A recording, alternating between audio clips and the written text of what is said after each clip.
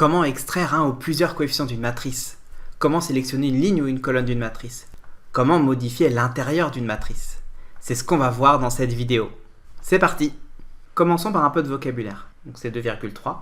Ça signifie le coefficient de la deuxième ligne et de la troisième colonne de C. Donc deuxième ligne, on rappelle un C c'était cette matrice. Deuxième ligne, troisième coefficient, donc le C de 3 ici, c'est lui.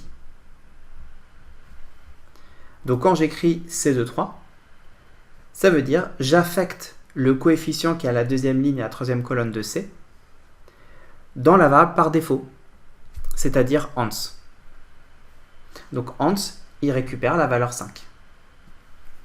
Plus subtil, C9. C9, ça signifie le neuvième coefficient de C. Comment on compte les coefficients dans une matrice? On démarre en haut à gauche, on descend, on reprend à la colonne d'après, on descend, on reprend à la colonne d'après, on descend, et idem à la fin. Ça veut dire quoi? Ça veut dire que le neuvième coefficient de C, ça va être 1, 2, 3, 4, 5, 6, 7, 8 et 9. C'est 8. Donc quand j'écris neuvième coefficient C9, c'est-à-dire que j'affecte le chiffre 8 à la variable par défaut, c'est-à-dire ans. C2, ça va être quoi? C'est-à-dire que je vais affecter le deuxième coefficient, donc ici 7, à la variable ans. Je pourrais aussi le faire rentrer dans une variable en mettant par exemple A égale C2, A il posséderait la valeur 7. Autre chose, quand j'écris C2 égale 87. Donc rappelle-toi ce qu'on avait dit dans la première vidéo. Ça s'écrit comme en français. Ça veut dire j'affecte 87 à, donc C2, c'est-à-dire au deuxième coefficient de C.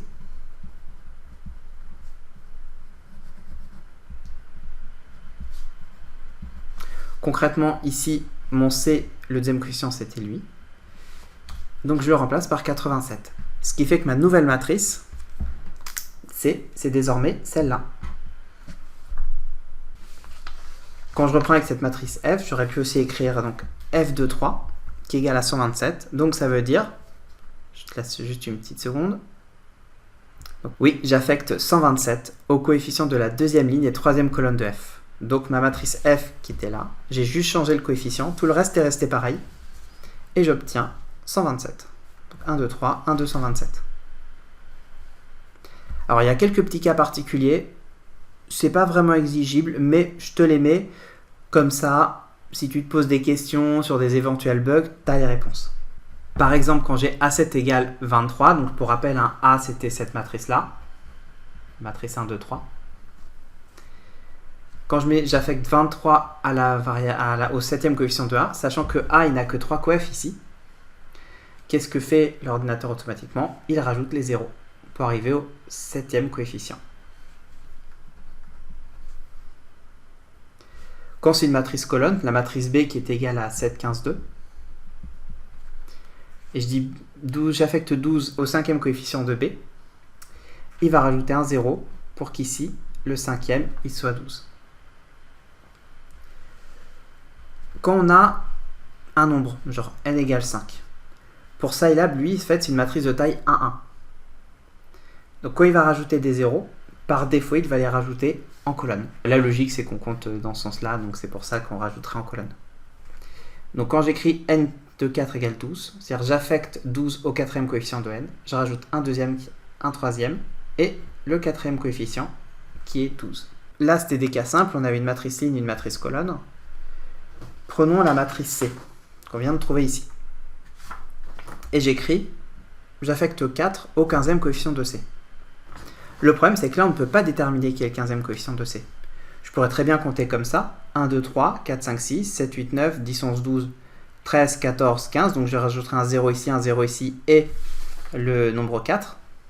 Maintenant, je pourrais très bien compter comme ça. 1, 2, 3, 4, 5, 6, 7, 8, 9, 10, 11, 12, 13, 14, 15. Et là, ici, je remplacerai le 3 par 4. Comme on ne peut pas savoir, ben, il y a une erreur. Et c'est pour ça que ce n'est pas possible. Bon, c'est ces trois cas qui sont un peu des cas hyper particuliers. Je pense pas que ça tombera, mais dans le doute, autant les voir. Savoir vu, ça prend quelques secondes. Extraction de plusieurs coefficients d'une même matrice. Alors on a vu qu'on pouvait prendre un coefficient d'une matrice, mais en fait on peut en prendre plusieurs. Prenons cette matrice Z, 5, 6. Donc on a celle-là. Et je vais faire C entre parenthèses Z. Ça veut dire quoi, C entre parenthèses Z? Ça veut dire que je prends le 5e et le 6e coefficient de C. Et comme j'ai rien défini avant, c'est-à-dire que ça l'affecte par défaut à la variable ans. Donc c'est le 5e et le 6e. 1, 2, 3, 4, 5, 6. Donc il affecte 6 et 4 à la variable ans. A noter que j'aurais pu l'écrire comme ça. C'est exactement la même chose. Mais si je ne l'écris pas sous format matrice, ça me fait une erreur. On peut extraire plusieurs coefficients, mais on peut aussi extraire une ligne. Là encore, de l'écriture, c'est 2,2 points. Ça signifie deuxième ligne de C. Prenons cette matrice L, 1, 32, 30, 40. J'écris C 2,2 points égale L. En français, tu le traduis comment? J'affecte L à la deuxième ligne de C. Le C, c'était celui-là. Ma deuxième ligne, c'était celle-là. Donc cette deuxième ligne, je la remplace par la matrice L. Idem pour les colonnes. Cette fois, l'écriture C2.3 signifie troisième colonne de C. Pareil, j'ai cette N là. Et je dis N C2.3 égale N. Donc j'affecte N à la troisième colonne de C. Je reprends la troisième colonne de C. C'est celle-là. Et donc cette colonne, je la remplace par la colonne N.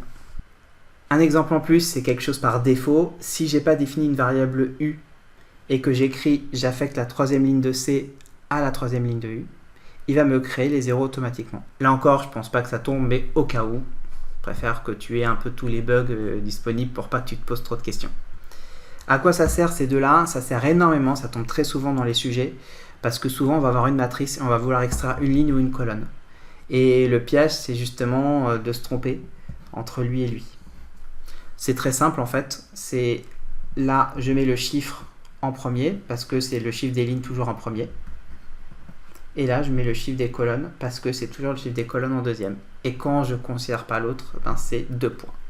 J'espère que ça t'a plu, et surtout le conseil habituel, comprendre c'est bien, mais pour assimiler vraiment les notions, rien de mieux que de refaire 2 ou 3 fois. Donc pour ça, tu peux télécharger gratuitement le PDF que j'ai utilisé dans cette vidéo et t'entraîner par toi-même. Le lien est dans les commentaires. A bientôt pour la prochaine vidéo sur la création des vecteurs lignes.